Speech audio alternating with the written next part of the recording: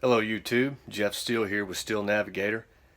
Today's video tip is going to be how to save big money on your electric or power bill. You will profit by watching this video. A lot of people don't know about this.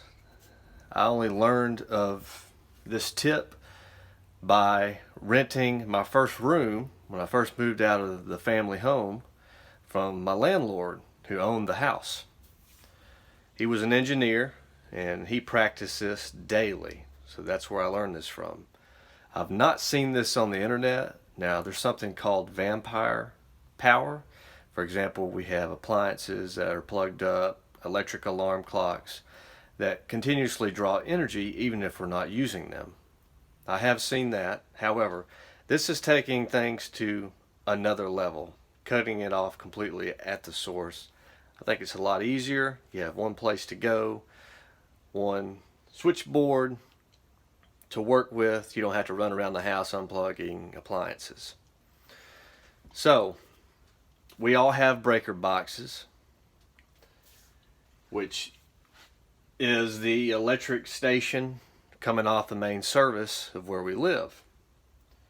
This particular box has a main switch which controls all below, and then we have individual items. For example, we have a well pump, and I have a switch here, breaker for the garage motor, and I have a switch here for the stove and the oven. Now I will say this, if you live alone, this is a lot easier to practice on the regular. If you have a family, if you have many roommates, the more roommates or family that you have living in a given household, the harder this is going to be to manage. So keep that in mind. So when I first rented a room from this landlord at night, luckily we both worked the day shift, so we both slept when it was dark outside. So before he would go to bed, which is usually around 9 or 10 o'clock, he would shut off all of the breakers, turn them all completely off. He didn't have a main switch, so he had to go individually and shut them all off. Now I would say you're not going to use the main breaker, and the reason is if you have a refrigerator, which most of us do, or an extra freezer, you cannot shut the main breaker off. You're going to have to individually go through, and you're going to leave your refrigerator on. That's the only one that will stay on continuously because you don't want your food to spoil, or food that's in the freezer. Usually those large appliances such as stove and oven, the refrigerator, washer and dryer, they're going to be on large double breakers, so you know. But find out which one controls your refrigerator. If your refrigerator is running, you can listen, switch your breakers off until you hear the fridge shut off. That's usually how you can determine it. And then just take a Sharpie or pencil and write out to the side so you know which one it is. You always leave that on, refrigerator and freezer. Now the biggest money saver is hot water tanks. Now most of us have standard hot water tanks that continuously heat an actual tank of hot water. Even when we're not using it, it's constantly heating, maintaining temperature. Now if you have a tankless hot water heater, you don't as much have to worry about this, but that's few people, I believe, as of today. So if you know you're going to be showering in the morning after you shower, or after you run your hot water laundry, hot water dishes, you can shut that off. That alone will save you $10 or $15 a month at a minimum, just shutting off the hot water heater when you're not going to be using it. Also, when you're sleeping, most of us sleep 6 to 8, maybe some people sleep 9 to 10 hours a day. When you're sleeping, you're not going to be using anything. So you can shut everything off except for the fridge and freezer. Same thing if you're going on vacation, if you're going to be away from home, if you're going to the office for 6, 8, 10 hours, 12 hours of your day, you're not going to be at home, not going to be using this. Shut them off. So there's a potential for 16 to 20 hours as far as sleep, as far as work, that you can have all of these shut off. Now, the more you can keep these breakers shut off, the more substantial savings you're going to see. It's as simple as that. You don't have to overthink it. You don't have to run around unplugging appliances. You can go right to your breaker box, shut off what you don't need, leave on what you need. Going back to the beginning of the video, the more people you have living with you, the harder this is going to be to manage.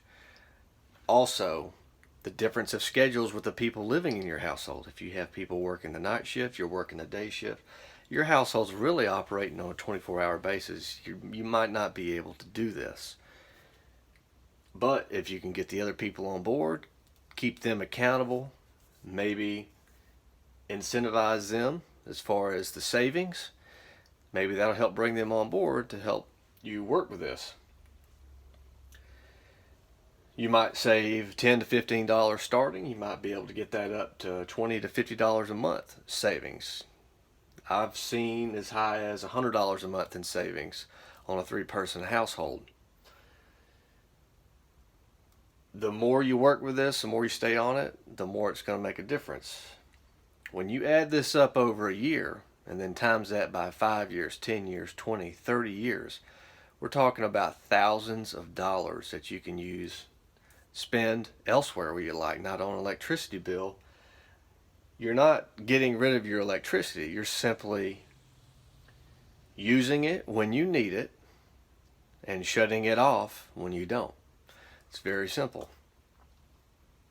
A lot of homesteaders are able to utilize this type of strategy in different ways, but if you have a home connected to the grid, this is going to be your method.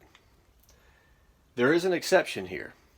This goes for if you are living in an actual home, or if you're in a home that's a duplex, you could still work with it there.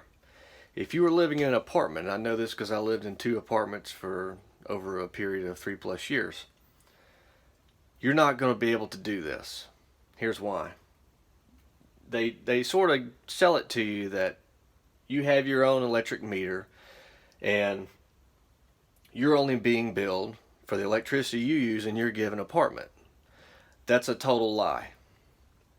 Total and complete lie. I have multiple friends that work for EMC services, linemen. That's a total lie.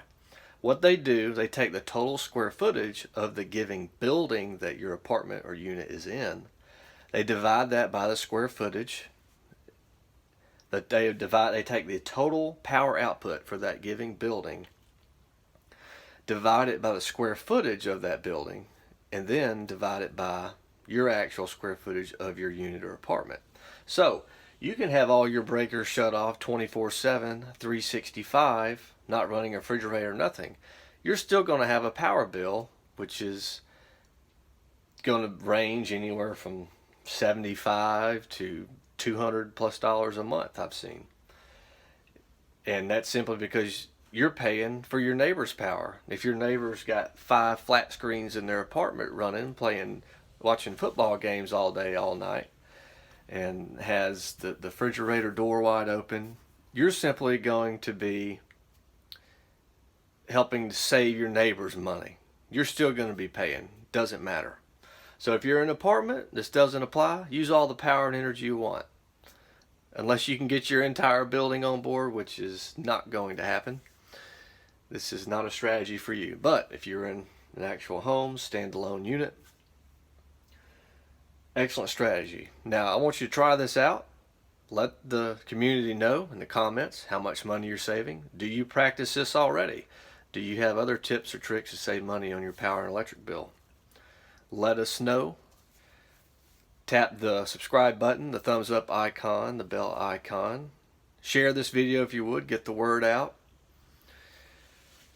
Also, check out some other videos on the channel. We appreciate you watching. Have a great day.